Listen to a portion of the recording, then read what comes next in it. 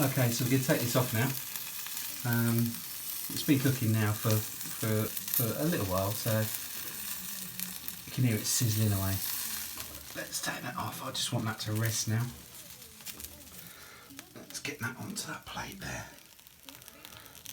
Okay. Some people call it a tomahawk steak, but it's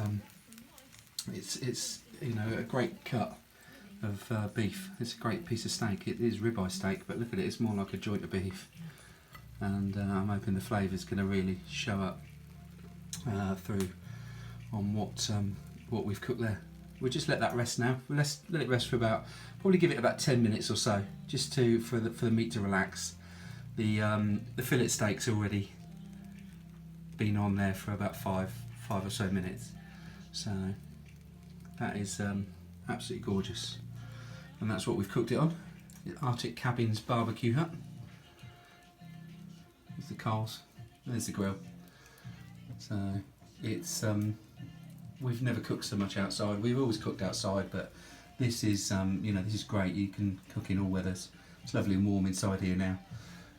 Let's have a look at the temperature. Temperature is 26 degrees, so you can get an idea from that. But this is the setup. You get your kettle, and which is great. You just swing that over straight onto the fire.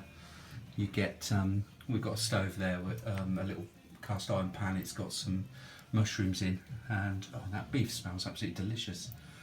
And then you get your cups. All these little cups. These are great. Absolutely brilliant for whiskey. Drinking whiskey out of. Red wine, it stains and it doesn't really sort of give it the flavour, the right flavour. It sort of takes it away from the red wine a little bit.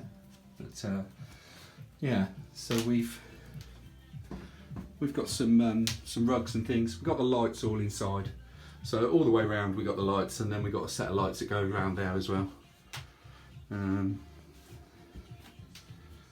Someone at the door, just about to come in ready for steak.